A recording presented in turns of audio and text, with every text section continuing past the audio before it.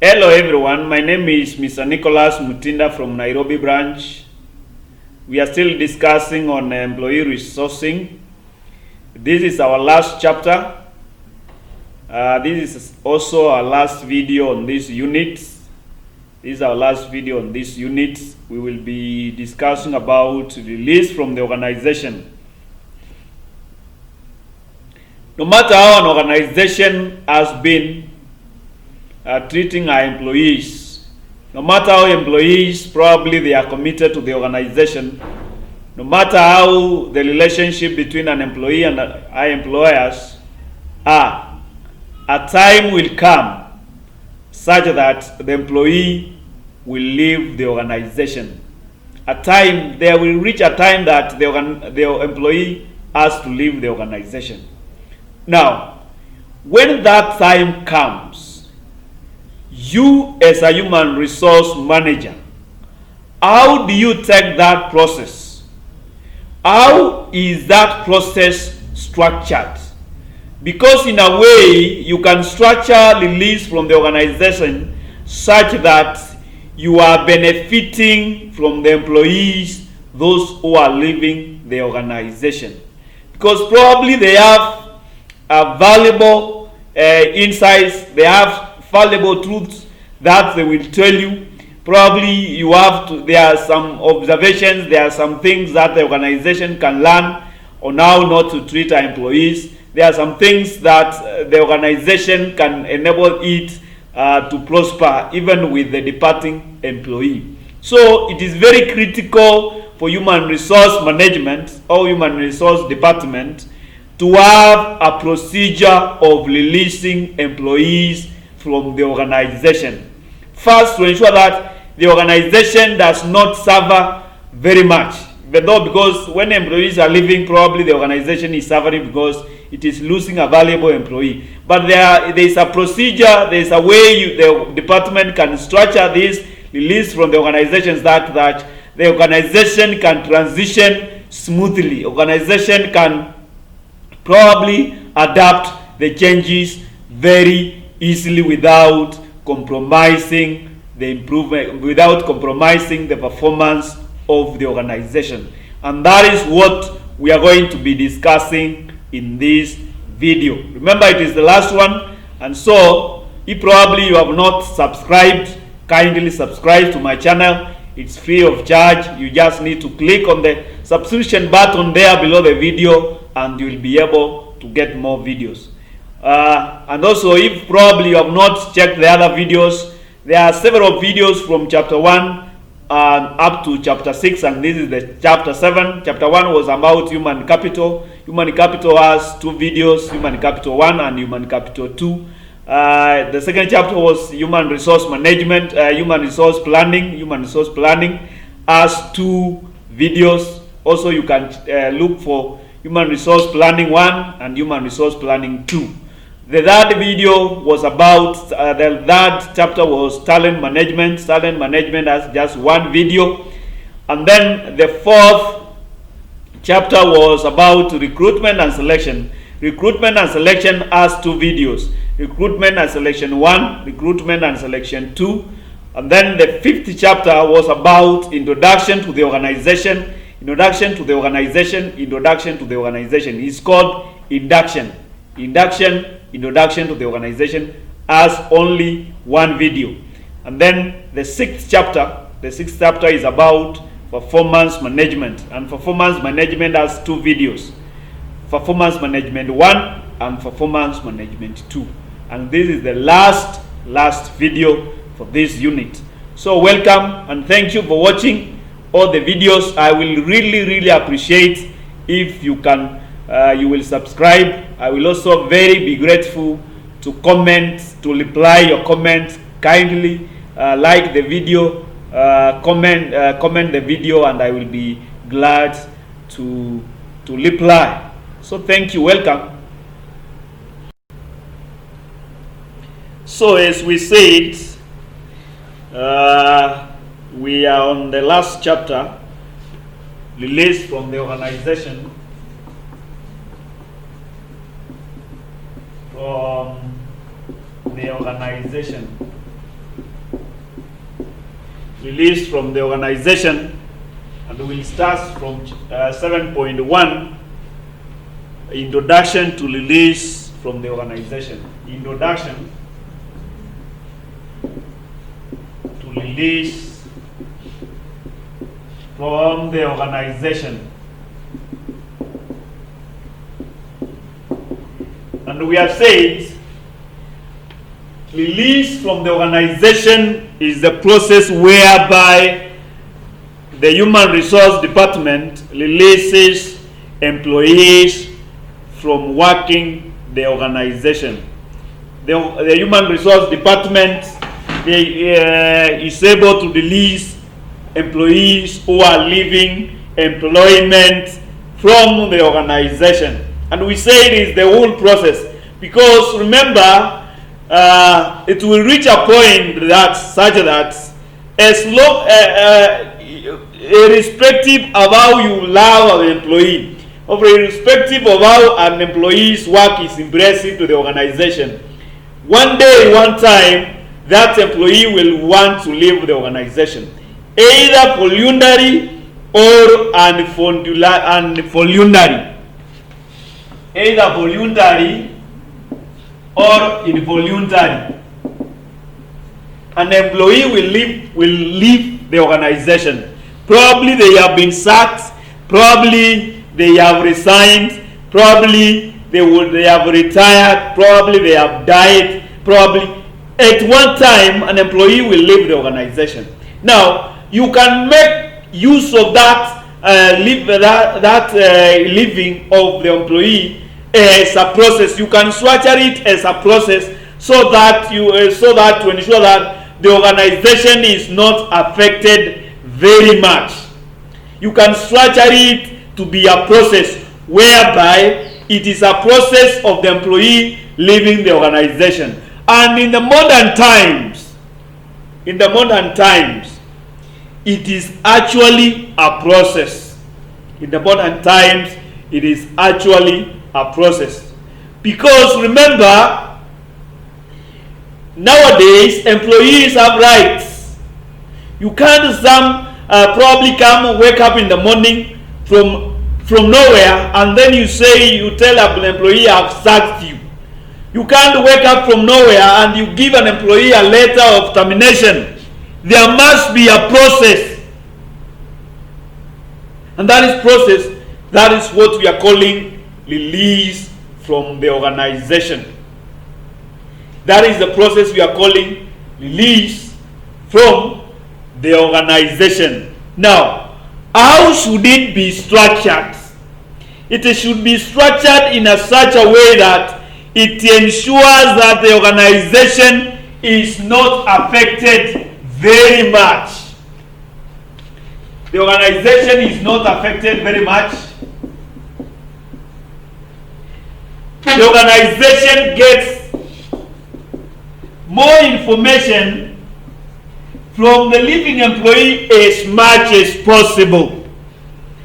The organization gets much information from the employee as much as possible. Remember, these employees are leaving the organization and probably they can give you some insights. They can give you some information that can be useful to the Human Resource Department. They can give you useful information that can be useful to the organization. They can even point out mistakes or loopholes within the organization. Probably they are leaving, they are resigning because they have found that the organization is not treating employees well. So, what do? You as a human resource manager, to ensure that the other employees do not leave the organization? What should you do to ensure that the other employees are motivated? Probably this has been a good performing employee. Probably this is an employee that was loved by many of his colleagues. So how do you ensure that the other employees are able to catch up? The other employees are able to adapt to changes. The other employees are able to continue working for the organization. Because if they are able to resign en masse, definitely it will affect your operations. So we are saying at one time employees will leave the organization, either voluntary or involuntary. Employees will leave the organization at one point. Number two, you can benefit from them in leaving the organization. How do you benefit? You benefit by getting much information as much as possible from the employees that are leaving. Now, this information probably may be because in terms of insights. You can ask them their opinions on working for the organization. You can ask them what was their experience, what was their probably the things that they enjoyed working for the organization, what were the mistakes that the organization has been making, what are the loopholes, what are the gaps, in their own way, in their own opinion, what should be done in order for the organization to improve its operations. And those are very key. Those are very key. Another thing is that, remember, this employee has been working with other employees, and his leaving or her leaving may affect the performance of the employees or the performance of these teams. So how do you ensure that the other employees are guarded well, are able to adapt to the changes, are able to continue to work without any interruptions? That is basically what you are talking about, introduction to release from the organization. Introduction to release from the organization. Probably we can check what are the reasons. What are the reasons for release from the organization? What are the reasons?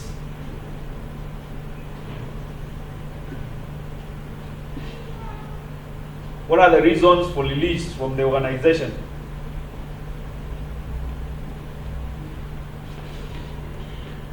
Probably rude behavior is one of them. Rude behavior.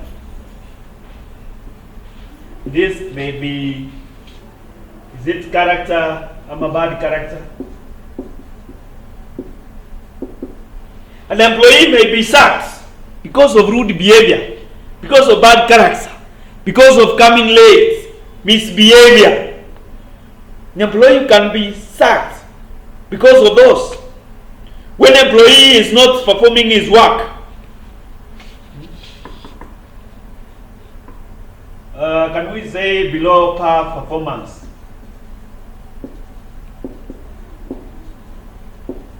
When the employee is not performing very well, he has been given targets, he is not able to acquire those targets, he is not able to achieve those targets, he has been given some achievements, he is not able to achieve them, he has been given goals, he is not able to achieve them, and you find he is becoming a liability to sustaining. You may be fired because of that. You may be fired. Because now, what will happen if you are not bringing the life, you are not bringing the work, you are not bringing value to the organization? What happens? You will be released from the organization. Work-life imbalance.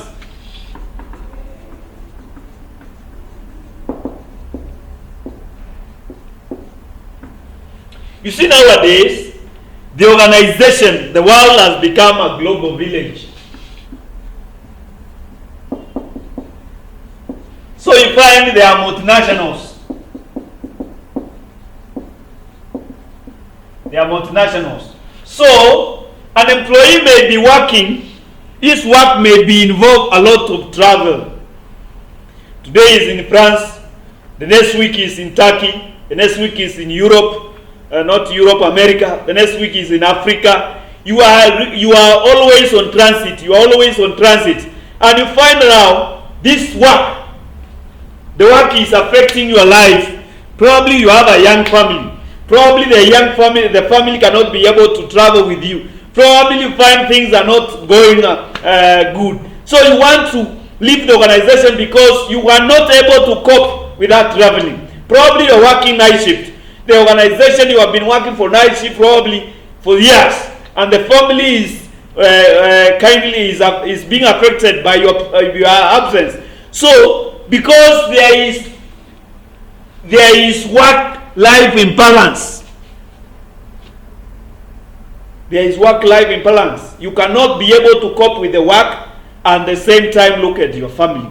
So you want to leave the job and then you go and concentrate on, you look for something else to do as you concentrate on your family. And you find those are reasons whereby the employee is resigning by himself. The employee is resigning by himself. Another thing is that missed expectations. Mixed expectations. You joined the organization probably with certain expectations which have not been met. You joined the organization probably with certain expectations which have not been met. Probably you hope that the organization has a good salary, the organization has fair treatment of its employees, organization has development and training opportunities. But you come to the organization after working for some time, you realize the organization does not have those expectations. The expectations are not being met. You have now known the reality of the organization, and now you want to leave the organization and go look for something else to do. Or probably you've gotten another new job. Greener pastures is another. Greener pastures. So if there are missed expectations or there are greener pastures, you definitely leave the organization. Well, you will definitely leave the organization. Another thing is employee misalignment.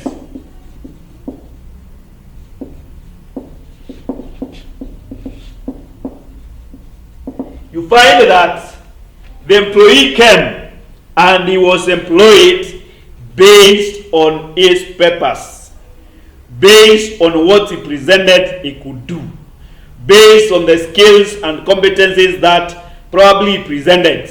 But then along the line you find the employee does not have those competencies that he claimed to have. He is not able to do what he claimed to do. Now what happens? We employed you as a web developer, but then along the line we realize you are not able to develop or us webs. What do we do with you other than release you from the organization? What do we do with you other than to release you from the organization? We employed you on the basis that you are able to lecture. But then you come, you find the students are complaining every now and then. Your supervisor is complaining every now and then. You are not able to deliver in your lecturing. The units that you are lecturing the students are always failing in those units. So what happens? There is employee misalignment. Remember we talked about missed expectations for the employer. Now there is missed expectations. We talked about missed expectations for the employee. Now these are missed expectations for the employer. What he expected you to perform, you are not able to perform. You are not able to perform. All right. Another thing is feeling undervalued. Feeling undervalued.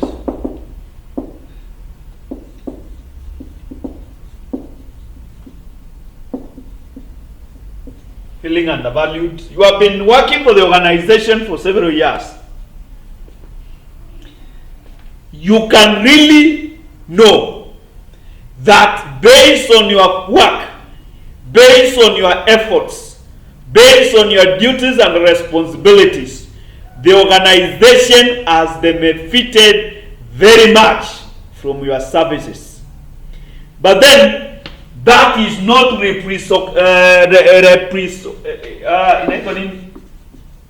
reciprocated.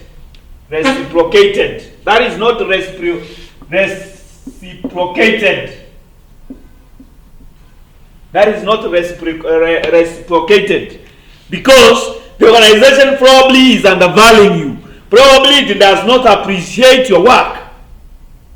Probably it does not appreciate your work. Probably it does not pay you very well based on your duties and responsibilities, based on your contribution to the betterment of the organization. Probably the organization does not value you. You are the one doing the work, the dog's work. You are the one critical in the department. But when it comes to promotion, they give the promotion to another person who is not deserving, according to your opinion. Probably they are not paying you commensurate pay based on your duties and responsibilities, based on your contribution to the organization. Probably they don't recognize you. And recognition here is not only in maternity values, but also you should also be recognized. Remember what we said when we were talking about talents, retention. You need to be recognized. And now you find those things are lacking. So when you feel undervalued, definitely you will leave the organization. Definitely you will leave the organization.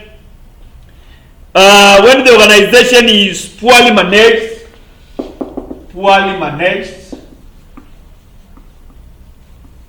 when the organization is poorly managed, you find that the way this organization is being run, there is no future because the management is wanting.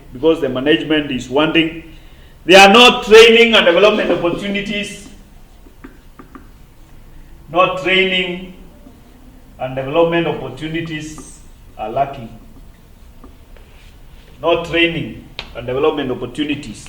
Training and development opportunities are lacking. You find now you are in a very big problem because you came here, you want to grow your career, but there are no career progression. There is no career progression. That is also another one. There is no career progression in the organization. People join at the entry level. 5 years down the line, they are still on the same job group. 10 years down the line, they have not moved.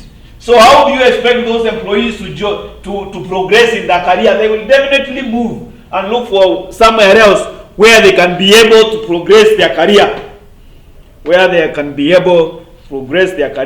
Another thing is about organizational instability. When the organization does not have a good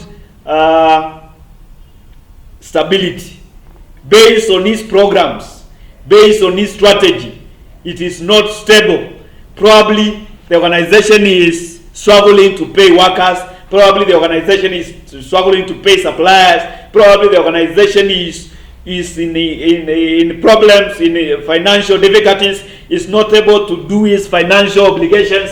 And you find now, because of that instability, you would want to move. You want to move to the next. You want to go and look for another job somewhere else. Now, that is some of the reasons why the organization you can the organization the employee can leave. Now 7.2, preparation for the release. Preparation for the release. Introduction to release, we talked about that. 7.1, introduction to the release. Now, preparation for the release. So, for you to release an employee, how are you supposed to prepare yourself? How are you supposed to prepare yourself? Release from the organization, preparation for the release of the organization. Now, what we are simply talking about, or we are interested in, what is the process of releasing an employee from the organization? What is the process of releasing an employee from the organization? And there are 5 critical steps. 5 critical steps of releasing an employee.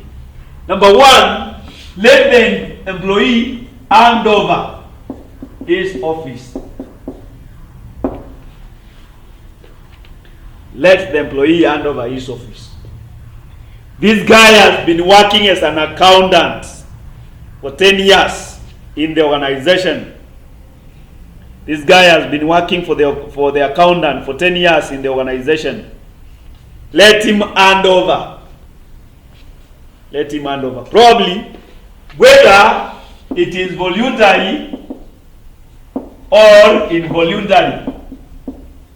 And by the way, when you talk about voluntary, is when the employee is living on his violation. The employee is the one making decision, probably resigning or resigning. Involuntary is when he is being sacked or dismissed. So, irrespective of whether it is voluntary or involuntary, these steps are very critical. And number 1, we are saying, let the employee hand over the office to the incoming employee or to his successor. Let him hand over the office. Let him hand over the office. Now, why is it critical for the employee to hand over the office? He needs to hand over uncompleted tasks, hand over all the files, hand over all the office duties and responsibilities. There should be smooth transition. Remember, we have said that the way release from the organization is handled, it definitely affects whether determines whether the organization will be affected very much or not. So there can be ensure there is smooth handover of the office in order to ensure that there is continuity in the operations. Continuity in the operations. Number 2, let the employee hand over company property. Hand over company property. So, number 1, you have a handed over office. Number 2, hand over property, office property, or organizational property.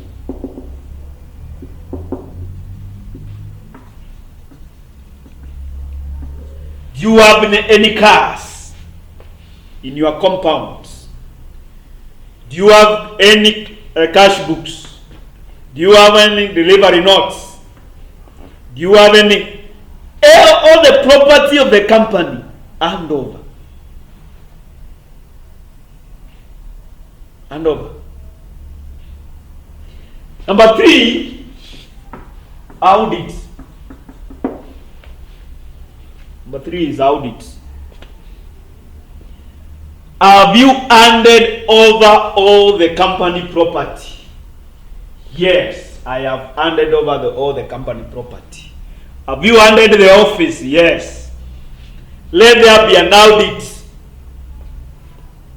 Probably this guy has been working in the organization for 20 years as an accountant. Is there any money he has misappropriated for the organization? Does he have any queries pending payments to the organization? Does he have interest that he has not surrendered? Do an audit. Do an audit. Because some of them probably they have stolen from the organization and now they want to leave the organization. So, for it to be a good process, ensure that you are able to audit. Do an audit. Do an audit. Probably this guy has messed up the organization big time. There was something he was supposed to do for the organization, but one mistake has costed the organization, and that mistake is not in the public domain. The organization, the people working in the organization do not know, and he probably wants to leave it before the things come up. Come in, audit him, because you find out when things are going haywire, you probably you made the wrong decisions. You made wrong business decisions, and the organization will suffer. So audit. No, this employee is still living in clean hands, or is living in unclean hands. Is he living the organization? Is the living of the organization mischievous, or is it in good heart? Based on that audit. So audit. After you are clear that the audit has come out and the employee is very clean, he has no dark past, he has no hidden agenda, there are no things that he has misappropriated, his duties, if performed those duties correctly, there are no pending issues about his leaving the organization. Now we arrive to payment of final dues.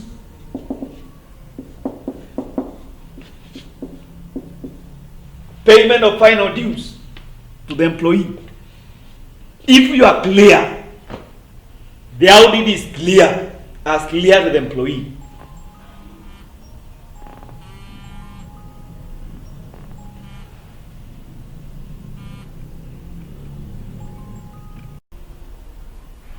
So we are saying if the employee is cleared, now he can be paid his final dues. If there are any other issues about the employee, probably before the payment is made, all those things should be deducted from his dues. All things should be deducted from his dues. Then number 5, you conduct an exit interview. An exit interview. And this is where now you are able to get as much as information as possible. Much information as possible from the leaving employee.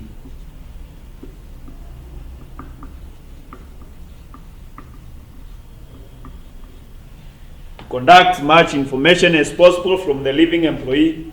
You see, you know, how has this been experienced? How has it been experienced? Based on his opinion, how is the organization faring? Is it on the right track? What about his department? Probably there is a problem in his department that is making him to leave the organization. He wants you to get a feeling in the perspective of the leaving employee. How does he feel? How is the organization? What is his experience? What was his pay? Was his pay good? Probably. Definitely no employees will say that the pay is good or is enough. But he can give his opinion. And it's very critical. Remember, this one is giving an objective, probably, if he's being sacked, definitely gives subjective opinions. But if he's leaving the organization, he can be able to give some of the information, even though it may be biased, but you might find there is some truth in it. So, are employees compensated well? What are the working conditions? Supposing he was the manager, what would he recommend? Supposing he was the owner of the organization, how will he have done differently? And that is a very critical. In his perspective, are there loopholes in the organization? Probably when he was working in the organization, he could not have said that because he was fearing for him to be sacked. But now he's leaving. He can be able to give all that information. Can be able to give all that information without much ado.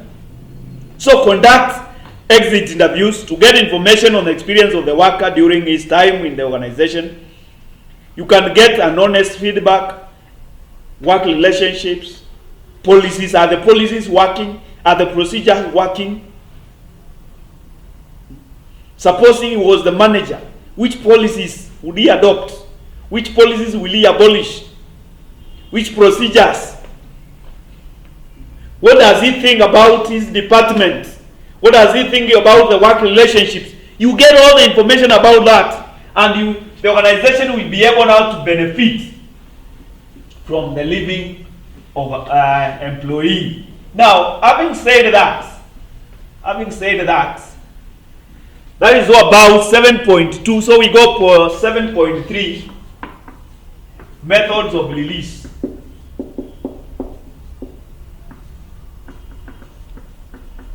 Methods of release. And number one is redundancy or retrenchment. Redundancy or retrenchment. And redundancy or retrenchment is whereby an organization restructures its organizational businesses. It looks at its businesses and defines that there are employees that we do not need. There are employees that we do not need. Probably, let's say it's a bank. So you are required to go to counter 1, to go to counter 2, to go to counter 3. But now, looking at the business process, you have realized counter 1 and counter 2 are very critical, but we can do away with counter 2. So the person who was working on the counter 2, he has to leave the organization because his job, his position has been declared redundant. His services are not required. Nowadays, you find now we are in the times of Corona, and people are using technology to operate. People are using technology in their businesses. So you don't require 20 tellers in a bank, because now people can withdraw money from the ATM, people can transfer money, can do e-transfers, can operate in their, do withdrawals from their phones, can deposit money in the ATM, can deposit money through M-Pesa. So you don't need 20 tellers. You just require about a half, 10. So these others have been declared redundant based on what? The looking of the organizational business or organizational efficiency. Based on technological changes, we do not require. You see nowadays, there before, every manager required a secretary to be typing letters for him, to be typing letters for her. Nowadays that is gone, long gone, because we have computers. We have computers. You have a letter, you have a template. The manager can be able to send the letter by himself because he has template. He wrote that letter last week. Nowadays he just need to come, get that template, the letter he wrote last week, amend the date, amend to the person, amend some few things, and be able to send the letter. So we don't require secretaries. We don't require typists. Because of what? Technological. We may also not, because of based on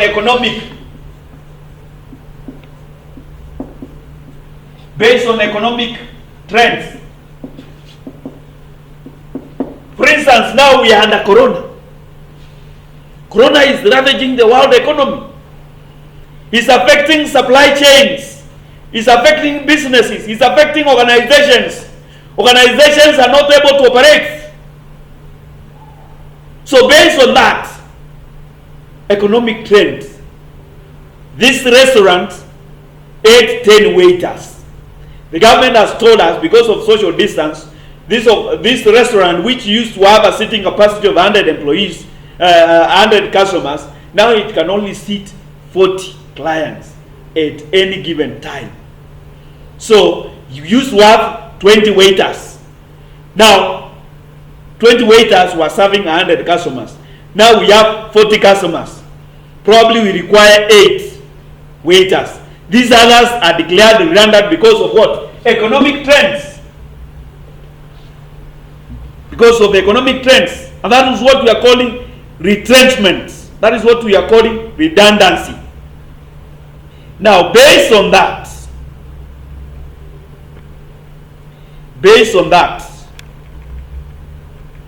you need to ensure that you are doing your retrenchment correctly. You are fair enough. Be fair enough to the employees. At least try. Nobody ever wants to lose a job. Nobody ever wants to lose a job. Nobody wants to lose a livelihood.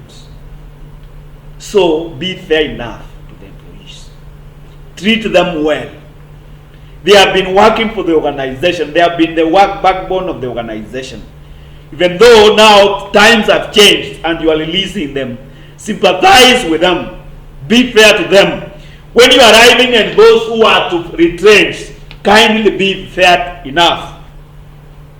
Kindly be fair enough.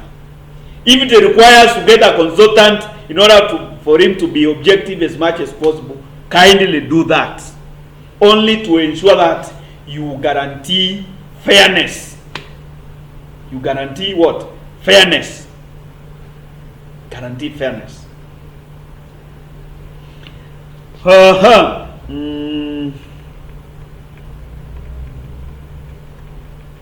Consult with employees.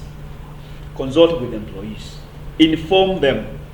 Give them prior information. Tell them because of this and this.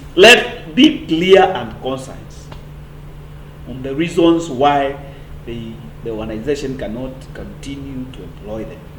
On the reasons why their services are no longer needed. Be fair to them. Be honest to them.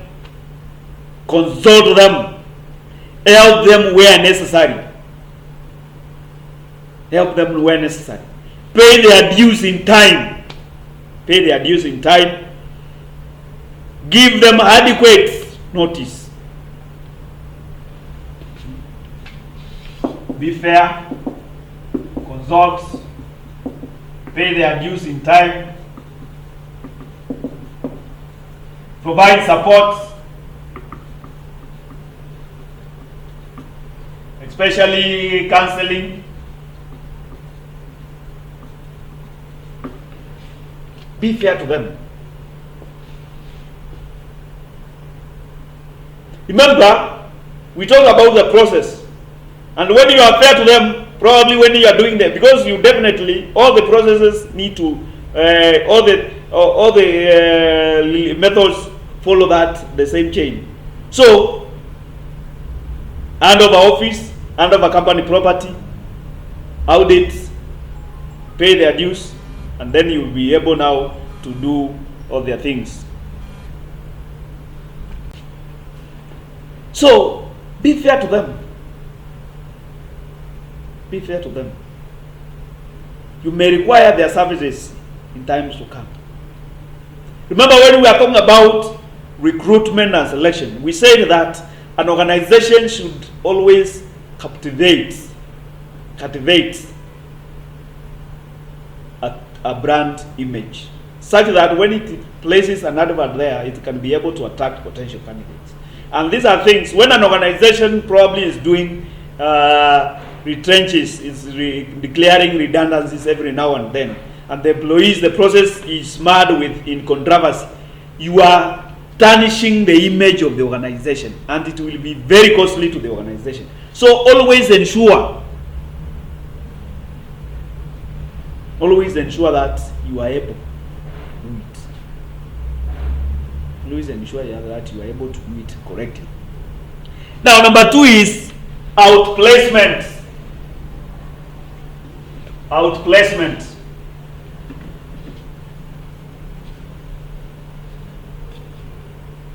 Outplacement.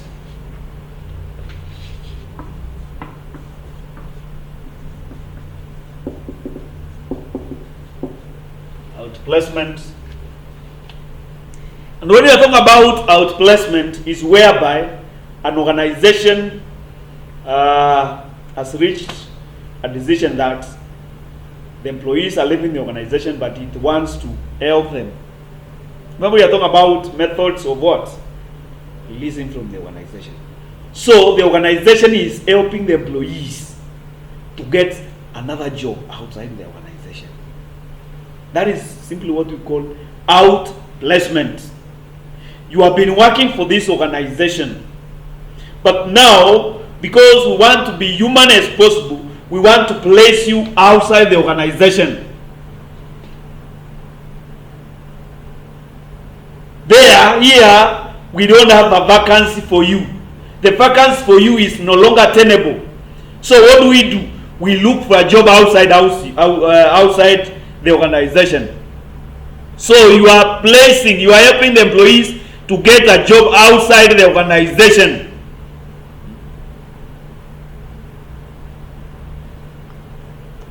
You are helping the employees to get a job outside. Here, their position has been declared redundant. So we want to ensure that we are able to and this is probably upgrading their skills.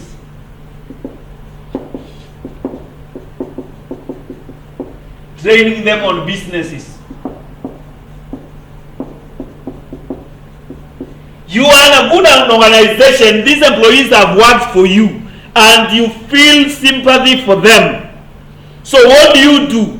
You give them capital, and then you train them on businesses for them to go and start businesses, because you want them to have a livelihood after leaving the organization. You are helping them to secure a new job outside, probably by upgrading their skills, probably by training them, probably by giving them helping them to update their CV or resumes.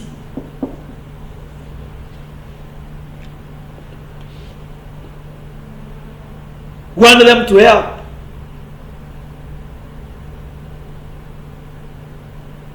Because now, yes, they can't work in the organization, but you feel for them. You feel for them. That is what we are calling outplacement. Outplacement. So what? You help them to learn about the current job market.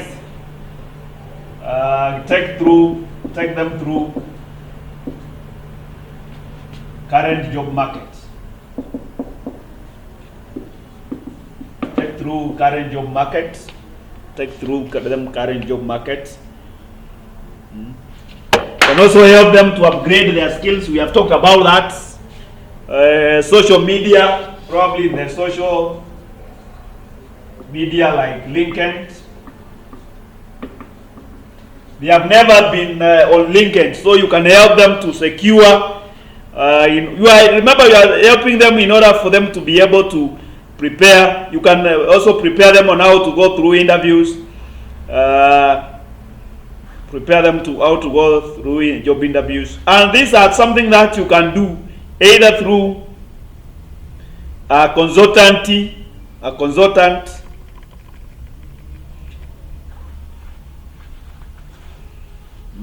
You train them on career progressions. I've been working as a teller in this bank. I've been working on a teller in this bank for 5 years. So what next? What other jobs can I be able to do? What other careers can I pursue? What other careers can I pursue? Because I've been working here. But what other careers can I pursue? So this is basically what we mean by outplacement, career change, and industry knowledge. We have talked about that. transition process by providing services like job interview trainings. You can provide job interview trainings, career coaching. Career coaching is also another one. And this is also help to ensure that the employees, remember when you do that, what will be the effect of your image as an organization? What will be the effect of an image of an organization? Remember, you are training only part of your workforce. The other workforce is still working for you. And their colleagues have left the organization. So they will see, even though these things, our colleagues have gone. But then, the organization was fair enough to them. It helped them. It gave them support. These remaining employees are also motivated to continue working for the organization. But if you do it in an haphazard way, then definitely the employees remaining will be demoralized. Or they can probably start looking for ways of leaving the organization on their own violation. So ensure that you do that correctly. Ensure that you are able to do that correctly. Now, the other one is dismissal. And with dismissal, we talk about why employees leave the organization. So if they are dismissal, the other one is dismissal. When we are talking about dismissal, is whereby the employee is being sacked. Probably he has gone through disciplinary measures. Probably he has had several warning letters. He had several warning letters. And now it has reached a point where the organization can do nothing. So he has to dismiss the employee, or what we call summary dismissal, where you can do something that does not even require disciplinary action. You are summarily dismissed. You are summarily dismissed. What is essential here is the organization should give clear reasons for dismissal. The organization should give clear reasons for dismissal in order to ensure that it is not sued. Remember, now we are talking about workers' rights. We talked about workers' rights. Workers nowadays have rights. So you do it wrongly, definitely the organization will suffer suits. It will be sued.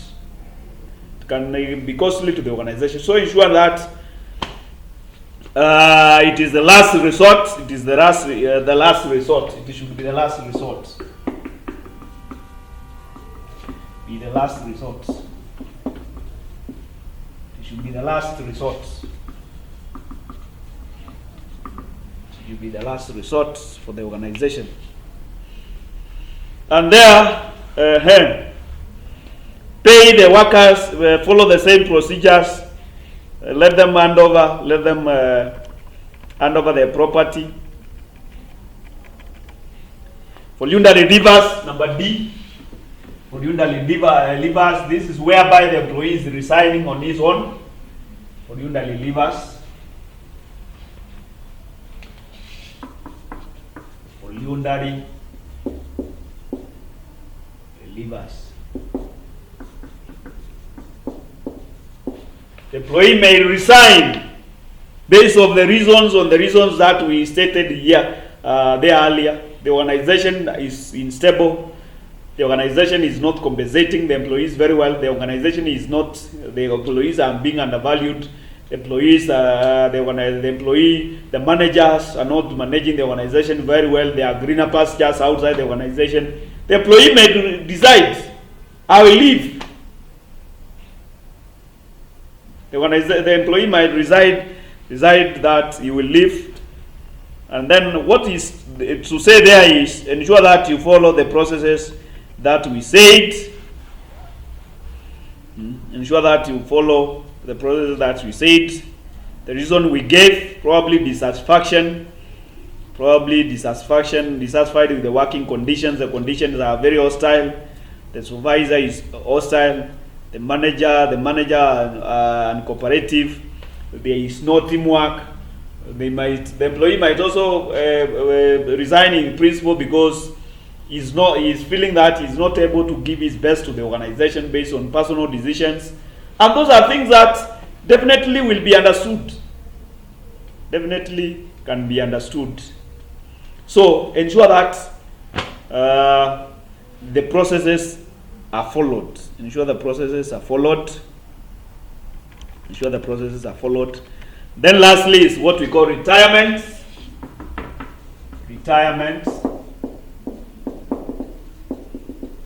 The employee will work up to a certain year depending on the laws of the country.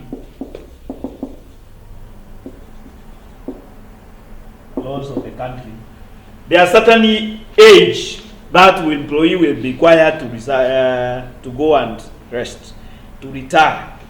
Akifika hiyo miaka ni sawa, mwachilia aende vizuri. So retirement is also a method of release. Now, what are the effects of release from the organization? 7.4.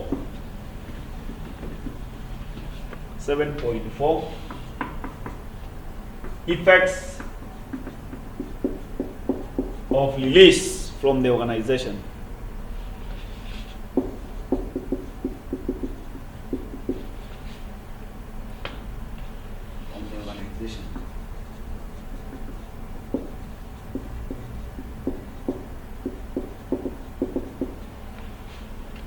Effects of release from the organization.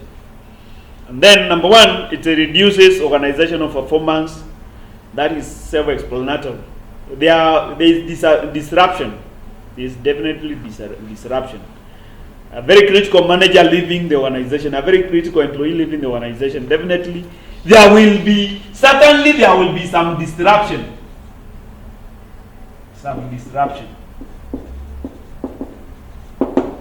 Certainly.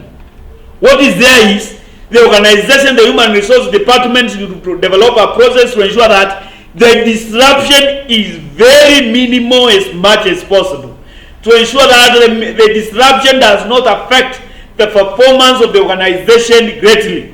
To ensure that you minimize the effects of the disruption. But certainly it will be there. But ensure that you are able to minimize. Ensure that you are able to minimize the effects. That is number one. There will be disruption. So what is there is have a process such that it minimizes the effects on the performance of the organization. It minimizes the effects on the performance of the organization. Number two, it is expensive to replace employees. That is correct. It is very expensive to replace employees.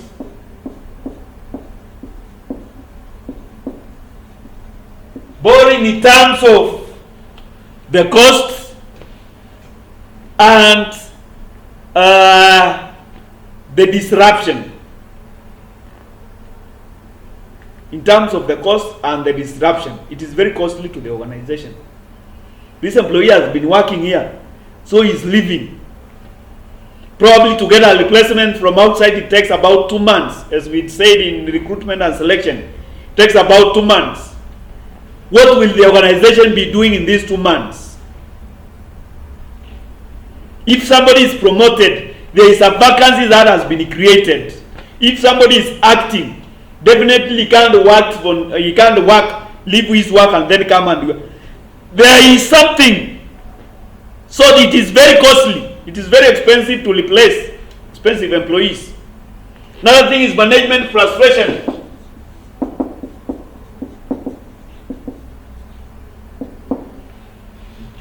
How do we if you are talking about a high turnover, management is frustrated Why are employees leaving the organization? That's why you said we need to have an exit interview. Because if employees are turning away, are going away, the turnover rate is very high, definitely there is a problem, there is an underlying problem, and you must solve that problem.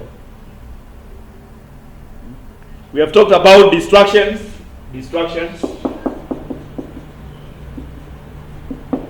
The employees might also be leaving to work to join your rival, your competitor, where they can be able to sell your policies, where they can be able to sell your tactics. So definitely joining the employee, joining your competitors. It also, so look at what happens. What has happened in the TV stations?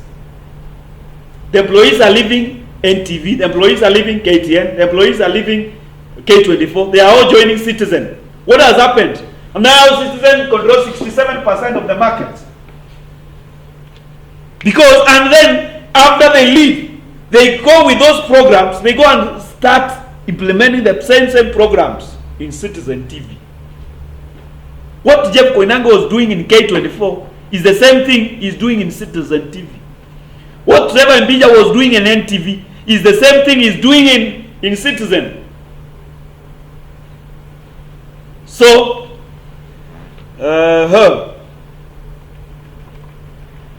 then the raw morale of the employees who are being left to the organization. Remember when we talked about when you are sacking employees, so it might affect the morale of those employees who are being left in the organization, who will continue to work for the organization.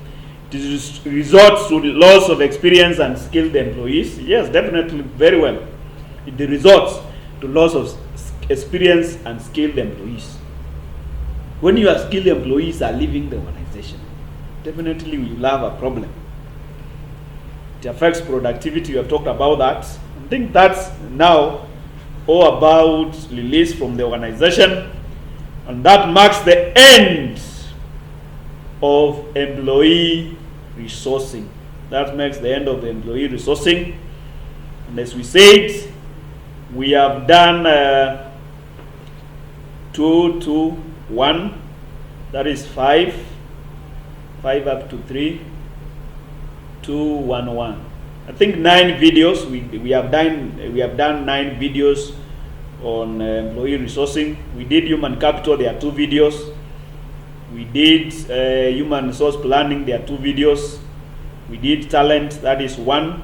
Those are 5. We need recruitment and selection. Those are 2. Recruitment and selection. Those are 2. We did introduction. Induction. That is number 8. Number 8, we did performance management. That is number 10. Performance management. There are 11 videos of these units. So if you have not watched them, kindly look for them and you will be able to get. Otherwise, kindly, if you have not subscribed, kindly subscribe to my channel. You can also comment. You can like it. I will be very glad. I will be very grateful. If you subscribe, if you like, I'm very grateful. If you comment also, I'll be very grateful to reply your comments. Otherwise, thank you very much for watching my videos. God bless.